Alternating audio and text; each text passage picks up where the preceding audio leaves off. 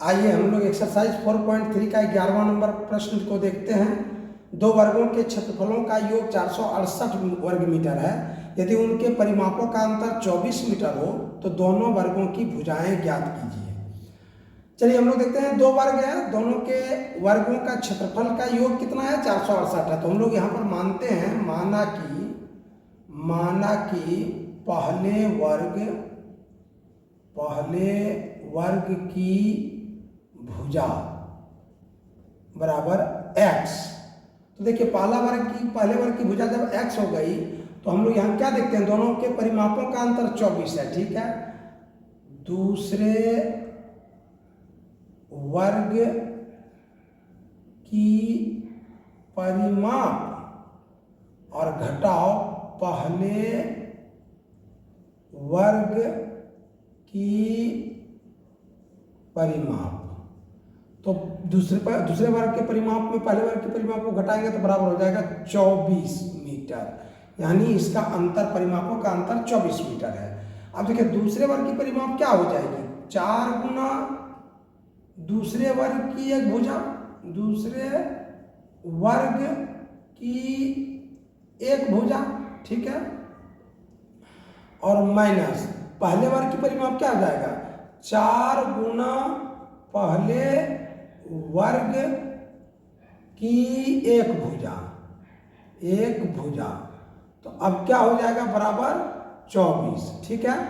अब देखिए यहाँ पर क्या होगा, यहाँ पर हो जाएगा 4 गुना दूसरे वर्ग की एक भुजा क्या हो जाएगी यहाँ पर माइनस 4 गुना एक वर्ग की पहले वर्ग की भुजा, यानी x बराबर क्या हो जाएगा 24। अब देखिए यहाँ पर हम लोग जो है केवल लिखेंगे दूसरे वर्ग की एक भुजा, दूसरे वर्ग की एक भुजा क्या हो जाएगी। इस स्थिति में देखिए ये -4x इस पर आ जाएगा, तो यहाँ तो 24 है, ये आ जाएगा प्लस 4x हो जाएगा, और यहाँ जो 4 गुना था ये आके इस बार में भाग हो जाएगा, यहाँ पर हो जाएगा बाई 4। इस प्रकार देखिए यहाँ से कॉमन ले लीजिए 4। अब यहाँ पर हो जाएगा 4 छक्के 24, 6 और जोड़ यहाँ x हो गया, बराबर बटा हो जाएगा 4, 4 4 कैंसिल हो गया, बराबर हो गया 6 प्लस x, अर्थात x प्लस 6, यही हो गया दूसरे वर्ग की भुजा, ये हो गया दूसरे वर्ग की भुजा। अब पहले वर्ग की भुजा x है। अब देखिए प्रश्न में क्या कह रहा है, प्रश्न से देखिए, चलिए प्रश्न से हम यही देख रहे हैं कि दोनों वर्ग के क्षेत्रफल, तो पहला वर्ग का क्षेत्रफल हो जाएगा भुजा स्क्वायर, तो उसकी भुजा है x, तो x स्क्वायर प्लस दूसरे वर्ग का क्षेत्रफल क्या हो जाएगा, भुजा स्क्वायर, तो ये हो जाएगा x प्लस 6 का होल स्क्वायर।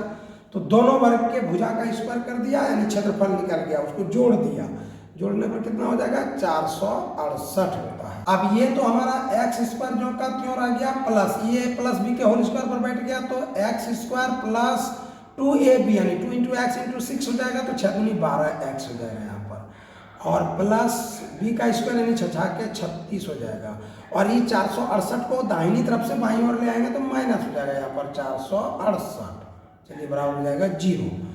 अब हम क्या देख रहे हैं यहाँ पर, एक एक्स स्क्वायर और एक एक्स स्क्वायर, यहाँ हो जाएगा 2x स्क्वायर, और उसके बाद जो है प्लस 12x, और यहाँ पर क्या देख रहे हैं, ये एक का चिन्ह प्लस है, एक का चिन्ह माइनस है अंक वाला में, तो 8 में 6 घट जाएगा 2, और 6 में 3 घट जाएगा 3, और 4 का 4, यहाँ 432 हो जाएगा, बराबर हो जाएगा 0।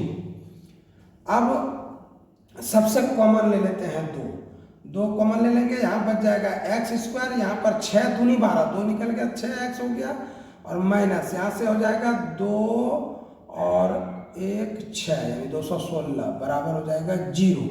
अभी 2 को गुना के रूप में इसको भाग दे देंगे 0 में ले जाकर, तो 0 हो जाएगा, सीधा सीधा हो जाएगा X square plus 6x minus 216 equal to 0। अब यहाँ पर हम देख रहे हैं कि पहला पद x स्क्वायर, ये द्विघात समीकरण पर आ गया। अब इस द्विघात समीकरण को हम लोग गुणनखंड विधि से हल कर लेते हैं। पहला x स्क्वायर का गुणांक यहाँ पर क्या है 1 है, और तीसरा पद क्या है यहाँ पर 216 है, 216 गुना 1 तो 216 ही हो गया।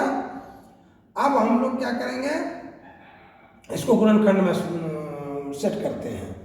216 का गुणनखंड हमारा हो जाता है यहाँ पर 12 गुना 18, तो 18 दूनी 36, 18 कम 18 और 3 21। चलिए यहाँ पर अब 18 में 12 घटा देंगे तो 6 बच जाएगा। तो हम इस गुणनखंड को सेट कर लेते हैं। यहाँ पर हो जा रहा है एक्स स्क्वायर और -12x प्लस 18x और -216 इक्वल टू 0।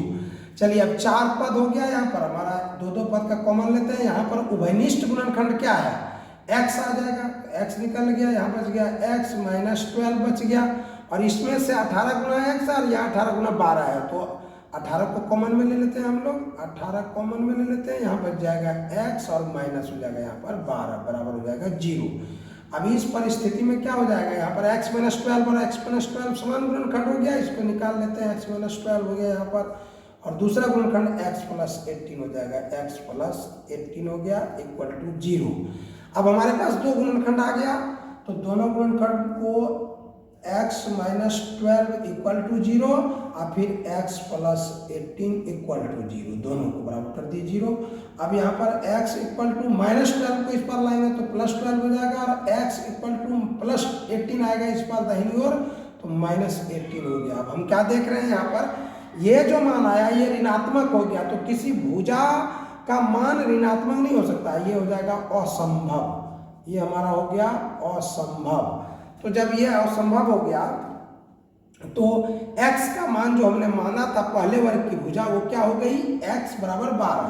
अतः पहले वर्ग की भुजा बराबर 12 मीटर हो गया। तो दूसरे का क्या हो जाएगा, देखिए तो दूसरे वर्ग की भुजा, दूसरे वर्ग की भुजा आई है हमारी x + 6। दूसरे वर्ग की भुजा जो है, दूसरे वर्ग की भुजा बराबर x + 6, x हो गया 12, 12 जोड़ 6 बराबर 18 मीटर। इस प्रकार हो गया 12 मीटर और 18 मीटर, यही दोनों हो गया आंसर दोनों वर्ग।